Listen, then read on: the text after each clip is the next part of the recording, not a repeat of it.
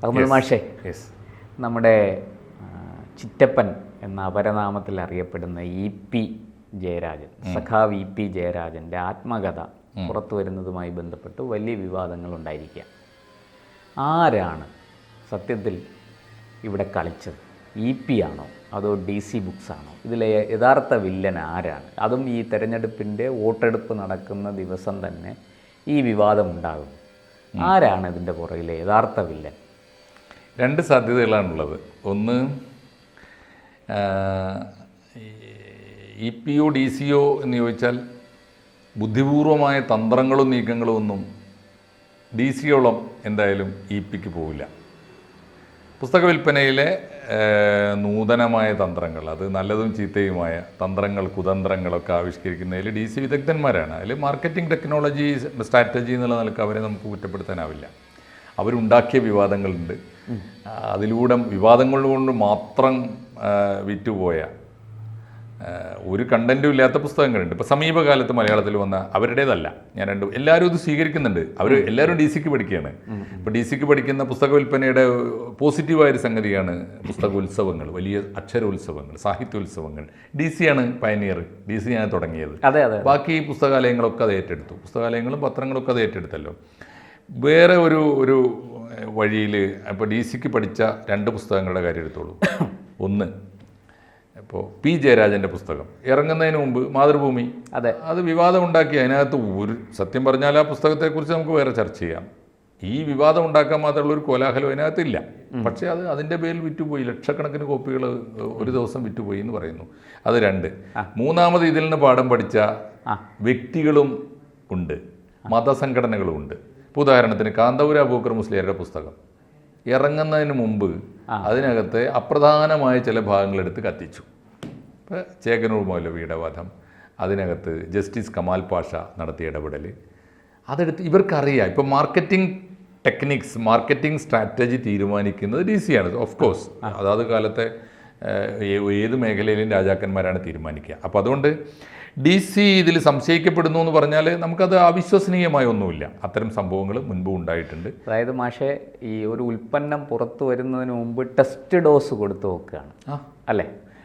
അതിന് test dose എന്ന് പറയണോ, അല്ലെങ്കിൽ ആ പുസ്തകത്തിന് വേണ്ടി കാത്തിരിക്കുന്ന ഒരു അന്തരീക്ഷം ഉണ്ടാക്കുക. എല്ലാ വിഭാഗം ആളുകളെയും, എല്ലാ വിഭാഗം, ഇപ്പോൾ അനുകൂലികളെയും പ്രതികൂലികളെയും മാത്രമല്ല, ഇതിന് താല്പര്യമുള്ളവരെ, കത്തിക്കാൻ താല്പര്യമുള്ളവരെയും, സാംസ്കാരിക പ്രവർത്തകരെയും, നമ്മളൊക്കെ ആകാംക്ഷയുടെ ഇ.പി. ജയരാജൻ അങ്ങനെ പറയുമോ എന്ന് തുടങ്ങിയിട്ട്, അങ്ങനെ പറഞ്ഞെങ്കിലും ഒന്ന് കാണണമല്ലോ, അവനെ ശരിപ്പെടുത്തണമല്ലോ എന്ന് വിചാരിക്കുന്ന പാർട്ടിക്കാരും, രണ്ട് കൂട്ടരും മൂന്ന് കൂട്ടരും എന്ന് പറഞ്ഞാൽ അതിൻ്റെ നിരീക്ഷകരും എല്ലാം കൂടി ചേർന്നിട്ട് ഒരു സാധ്യത ഉണ്ടാവുക. പക്ഷേ എനിക്ക് തോന്നിയത് ഇ.പി. ജയരാജന് ഇപ്പോൾ കിട്ടിയ ഗുണം എന്താണ്? E P. Jayarajan was nowhere for some time at least. അതെ. ജയരാജൻ മാധ്യമങ്ങളുടെ ചർച്ചയിലേക്ക് വന്നു. അപ്പോൾ ജയരാജൻ കൂടി ആലോചിച്ചുണ്ടാക്കിയ ഒരു സ്ട്രാറ്റജി അല്ല ഇത് എന്നും ഞാൻ വിശ്വസിക്കുന്നില്ല. ഇങ്ങനെ ഒന്ന് പുസ്തക വിൽപ്പനയ്ക്ക്. കാരണം ഇ.പി. ജയരാജൻ്റെ മുമ്പിൽ ഇക്കാര്യത്തിലുള്ള ഏറ്റവും നല്ല മാതൃക, ഏറ്റവും തൊട്ട് മുമ്പിലുള്ള സമീപകാല മാതൃക P. ജയരാജനാണ്. അപ്പോൾ കണ്ണൂരിലെ ജയരാജന്മാർ തമ്മിലാണല്ലോ പ്രധാനപ്പെട്ട മത്സരം. അപ്പോൾ P. ജയരാജൻ്റെ പുസ്തകം വിറ്റുപോയ രീതിയിൽ തന്നെ തൻ്റെ പുസ്തകം വിറ്റുപോകണമെന്ന് ഇ.പി. ജയരാജൻ ആഗ്രഹിച്ചില്ല എന്നൊന്നും ഞാൻ വിശ്വസിക്കുന്നില്ല. ഇനി ഇപ്പോൾ ദേശാഭിമാനിയിലെ രഘുനാഥാണ് ഇത് എഴുതിയിട്ടുണ്ടാവുക. ഇ.പി. ജയരാജൻ അതിനകത്തൊരു വാചകം പോലും സ്വന്തമായി എഴുതാൻ പറ്റിയ ഒരാളാണ് എന്ന് നമുക്കറിയാം. മാത്രമല്ല, അതൊന്നും ഇപ്പോൾ നേതാക്കന്മാർക്ക് ഒരു പുതുമയല്ല താനും. നേതാക്കന്മാർക്ക് വേണ്ടി, അവർക്ക് വേണ്ടി മറ്റു പലരുമാണ്. ഈ പിണറായി വിജയൻ്റെ പേരിൽ പുസ്തകം ഇറക്കുകയും ആ പുസ്തകം നമ്മുടെ കേരള സംസ്ഥാന ലൈബ്രറി കൗൺസിൽ നടത്തുന്ന ഈ വായനാ മത്സര പരീക്ഷയ്ക്ക്, വിജ്ഞാന പരീക്ഷയ്ക്ക് പുസ്തകമായി ഇറങ്ങുകയും ചെയ്തിട്ടുണ്ട്. അതിനകത്ത് ഒരു വരി പോലും പിണറായി വിജയൻ എഴുതിയിട്ടുണ്ടാവില്ലല്ലോ. മുഖ്യമന്ത്രിമാർക്ക് വേണ്ടിയൊന്നും എഴുതുന്നത് മിക്കവാറും അവരല്ലല്ലോ. പിന്നെ അപൂർവം പേര്, ഇപ്പോൾ നായനാരെ പോലുള്ളവരൊക്കെ പുസ്തകം വായിച്ച് എഴുതുന്നുണ്ടാവും. സി എച്ച് മേനോനെ പോലുള്ളവർ എഴുതുന്നുണ്ടാവും. അല്ലാതെ ഇപ്പോൾ ഇവരൊന്നും അങ്ങനെ എഴുതുന്നതല്ല. അപ്പോൾ ഞാൻ പറഞ്ഞത്, P. ജയരാജനെ മാതൃകയാക്കാൻ ഇ.പി. ജയരാജൻ ശ്രമിച്ചിരിക്കണം. ഒന്ന്, ഇത്തരം ഒരു സ്ട്രാറ്റജി തയ്യാറാക്കുന്നതിൽ ഇ.പി. ജയരാജൻ്റെ അറിവോടെ തന്നെ ആയിരിക്കണം DC നീങ്ങിയത് എന്ന് ഞാൻ കരുതുന്നു. നമുക്കത് ആരോപണമല്ല, ഊഹമാണ്. എം രഘുനാഥിനോട് ആ രീതിയിൽ ഇത് ചെയ്തു കൊള്ളാൻ, രഘുനാഥല്ലേ അവൻ്റെ ദേശാഭിമാനിയിലെ മുതിർന്ന ലേഖകനാണ്. അപ്പോൾ രഘുനാഥിനോട് ഇങ്ങനെയൊക്കെ ചെയ്യാൻ ഒരു കാര്യം ഉറപ്പിച്ച് പറയാൻ പറ്റും. കണ്ണൂരിലെ രാഷ്ട്രീയത്തിൽ പയ്യന്നൂർക്കാരൻ രഘുനാഥൻ EP ജയരാജൻ്റെ സമ്മതമില്ലാതെ ഇങ്ങനെ ഒരു കളി കളിക്കുമെന്ന് ആർക്കും, ഈ അന്നം തിന്നുന്ന ആർക്കും വിശ്വസിക്കാൻ പറ്റില്ല. അപ്പോൾ രഘുനാഥൻ EP-യുടെ അറിവോടുകൂടിയായിരിക്കണം തീരുമാനിച്ചിട്ടുണ്ടാവുക. ഇതൊക്കെ തീരുമാനിച്ചുറച്ച പദ്ധതികളായിരിക്കണം. ഇതിലെ വിവാദപരമായ കണ്ടന്റ് പുറത്തുവിടാനും തീരുമാനിച്ചിട്ടുണ്ടാവണം എന്ന ചോദ്യത്തിനും EP ജയരാജന് മുമ്പിൽ മാതൃകയുണ്ട്. വിവാദം ഉണ്ടാക്കുന്നെങ്കിൽ തക്ക സമയത്തുണ്ടാകും. തെരഞ്ഞെടുപ്പ് ദിവസം KK രമയെ കാണാൻ പോയ VS അച്യുതാനന്ദൻ്റെ മാതൃക അദ്ദേഹത്തിന് മുമ്പിൽ ഉണ്ടാവണം. ഇതിൽ നിന്നൊക്കെ EP ജയരാജൻ പാഠം പഠിച്ചിട്ടുണ്ടാവണം. ഇതൊക്കെ എൻഗാജ് ചെയ്യാൻ അദ്ദേഹം തീരുമാനിച്ചിട്ടുണ്ടാകും. കാരണം ഇനി അദ്ദേഹത്തിന് പാർട്ടിയിലൊന്നും നഷ്ടപ്പെടാനില്ല എന്ന ഒരു ചിത്രമുണ്ട്.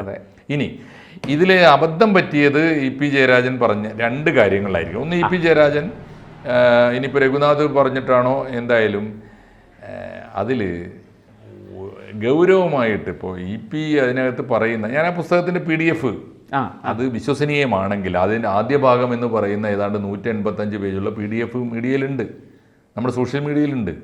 30ഓളം അധ്യായങ്ങൾ. ഈ രഘുനാഥ് DC-ക്ക് അയച്ചു കൊടുത്തതാണ്. രഘുനാഥ് DC-ക്ക് അയച്ചു കൊടുത്തതാണോ? ഇനി DC-യിൽ നിന്ന് ഇത് ചോർത്തേണ്ടത് ചോർത്താനും ആദ്യത്തെ വായനയിൽ ഈ കൊത്തിയെടുക്കേണ്ടത് കൊത്തിയെടുത്തിട്ട് ആദ്യമേ വലിയ പ്രചാരം കിട്ടും. ആദ്യമേ എടുത്തിട്ട് ഈ കഴുകന്മാർക്ക് എറിഞ്ഞു കൊടുക്കാനൊക്കെയുള്ള വിങ്ങും സ്ട്രാറ്റജിയും ഒക്കെ അവിടെ ഉണ്ട്, DC-യിലുണ്ട്. അതെല്ലാവർക്കും അറിയാം. അപ്പോൾ DC-യിൽ നിന്ന് ചോർന്നു പോയതാണോ എന്നതൊന്ന്. ഇനി രഘുനാഥ് ഇത് വളരെ കോൺഫിഡൻഷ്യലായി, രഘുനാഥ് മുഖേന EP ജയരാജൻ ഇങ്ങനെ മൂവ്മെൻറ്റ് നടത്തുന്നുണ്ട് എന്ന് കണ്ണൂരിലെ പാർട്ടിയുടെ 1000 മൂക്കുള്ള സഖാക്കളാണ് മണത്ത് പിടിച്ചിട്ടുണ്ടാവും. അപ്പോൾ EP ജയരാജന് പണി കൊടുക്കണം എന്ന് തീരുമാനിച്ച കമ്മ്യൂണിസ്റ്റ് അവിടുത്തെ പാർട്ടി സഖാക്കൾ ചെയ്തതാവാനും ഒരു സാധ്യതയുണ്ട്. ഇതിന് അപകടം, പക്ഷെ അതൊന്നും അല്ല ഇപ്പോഴത്തെ ഒടുവിലത്തെ ക്രൈസിസ് EP ജയരാജൻ നേരിടുന്നത്. രണ്ട് അപകടമാണ്. ഒന്ന്, അത് ആ പുസ്തകത്തിൻ്റെ കവറും തലക്കെട്ടും EP ജയരാജൻ്റെ അറിവോടുകൂടി കൊടുത്താവാൻ സാധ്യതയില്ല. കാരണം ഒരു കമ്മ്യൂണിസ്റ്റുകാരൻ്റെ ജീവിതം എന്ന് പറഞ്ഞിട്ട് ഒരു ആത്മകഥ എഴുതുമ്പോൾ EP ജയരാജൻ ഒരിക്കലും, അദ്ദേഹം ട്രോൾ ചെയ്യപ്പെട്ടൊരു വാക്കാണ് ഈ കട്ടൻ ചായയും പരിപ്പുവടയും. അതുപോലെ തന്നെ കാൽഷ്യസ് ക്ലേ എന്ന ഫുട്ബോൾ കളിക്കാരൻ, അദ്ദേഹത്തിൻ്റെ പേരിൽ ട്രോൾ ചെയ്യപ്പെട്ട സാധനമാണ്. അപ്പോൾ എൻ്റെ തലയിൽ ഇപ്പോഴും വെടിയുണ്ട, ഇതൊക്കെ EP ജയരാജൻ്റെ ആത്മകഥയ്ക്ക് തലക്കെട്ട് കൊടുക്കണമെന്ന് അദ്ദേഹം ആഗ്രഹിക്കാനിടയില്ല. അപ്പോൾ അതുകൊണ്ട് ആ തലക്കെട്ടും കവറും തലക്കെട്ട് വളരെ ഗൗരവത്തോടെ EMS-ന്റെ ചിത്രം കൂടി കൊടുത്തു. അപ്പോൾ EMS-ന്റെ ചിത്രം കൊടുത്തിട്ട് ഒരു കമ്മ്യൂണിസ്റ്റുകാരൻ്റെ ആത്മകഥ എന്ന് പറയുന്ന കൂട്ടത്തിൽ ഒരിക്കലും ഈ ട്രോള് തലക്കെട്ട് വരാനിടയില്ല. EP-ക്ക് തെറ്റിപ്പോയ എവിടെയോ EP-യുടെ കയ്യിൽ നിന്ന് പോയത് ഒന്ന് അതാണ്. അത് DC-ആണ് അത് ചെയ്തതെങ്കിൽ ഒരിക്കലും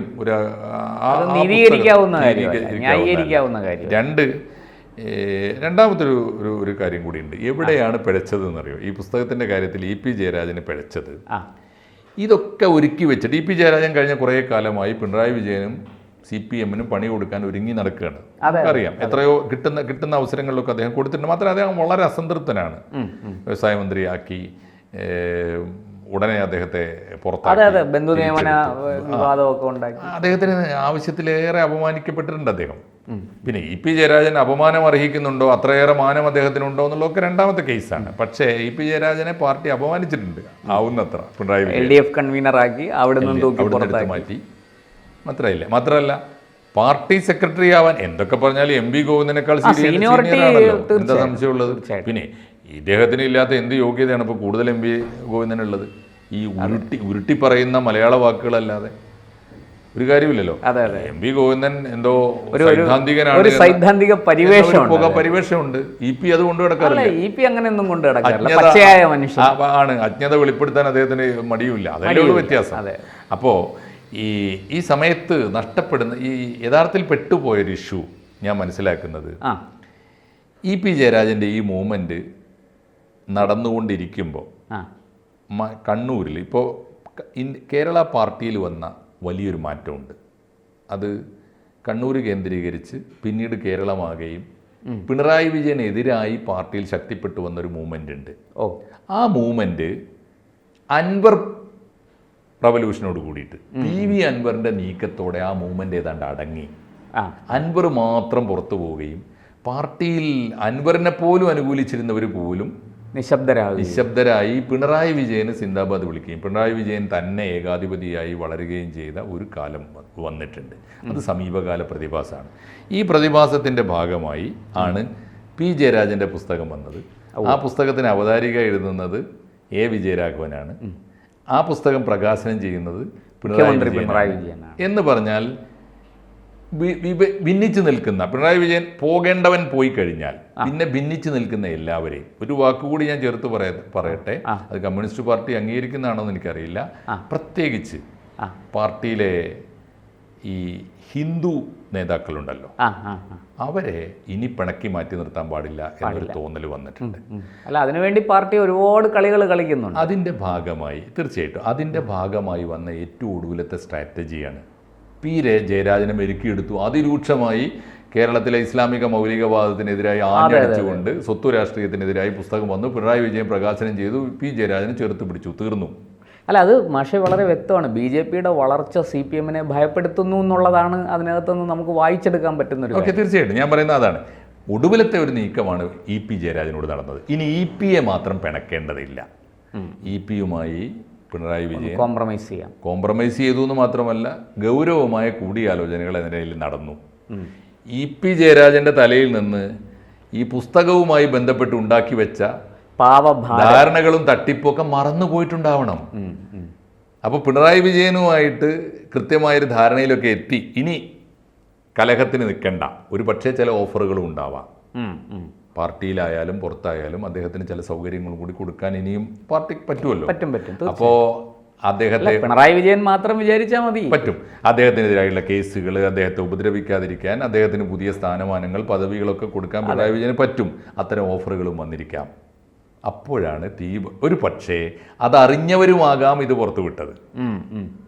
അതറിഞ്ഞ ഘട്ടത്തിൽ അത് ഇഷ്ടപ്പെടാത്ത കണ്ണൂരിലെ പാർട്ടിക്കാരും പോകാം പുറത്തുവിട്ടത്. ഇദ്ദേഹത്തിന്റെ എതിർചേരിക്കാർ ചെയ്ത് അങ്ങനെയും. എന്തായാലും സംഭവം വിവാദമാകെ കത്തിപ്പടർന്നിട്ടുണ്ട്. അത് DC ആണോ, അതോ EP-ക്ക് അബദ്ധം പറ്റിയതാണോ, അതോ ഇതിൻ്റെ ഇടയിൽ നിന്ന് വേറെ ആരെങ്കിലും കളിച്ചതാണോ, കണ്ണൂരിലെ പാർട്ടി നേതാക്കൾ കളിച്ചതാണോ, ദേശാഭിമാനി ലേഖകന് പറ്റിപ്പോയ അബദ്ധമാണോ, DC-ലെ ജീവനക്കാരൻ കാണിച്ച അതിബുദ്ധിയാണോ എന്നൊക്കെ അറിയേണ്ടിയിരിക്കുന്നു. പക്ഷേ ഒരു സങ്കടമുള്ളത്, ഇതൊന്നും അന്വേഷിക്കുന്നത് കേരള പോലീസല്ല, പാർട്ടി പോലീസാണ്. അവരുടെ അന്വേഷണത്തിൽ എന്ത് പുറത്തു വരും എന്ന് നമുക്ക് കോട്ടയം SP-ക്ക് പരാതിയൊക്കെ കൊടുത്തിട്ടുണ്ട്. കോട്ടയം SP പ്രാഥമികമായ അന്വേഷണം ആരംഭിച്ചു എന്നൊക്കെയാണ് നമുക്ക് കിട്ടുന്ന വിവരം. അതൊക്കെ കണ്ടു തന്നെ അറിയണം എന്തായിത്തീരുമെന്ന്. എന്തായാലും മനുഷ്യരുടെ ഭാവനയ്ക്ക് വളരാൻ നമുക്ക് തൽക്കാലം ഇടം കൊടുക്കാം. അതെ, ഇത്തരം ധാരാളം സാധ്യതകൾ ഈ കേസിലുണ്ട്. നന്ദി.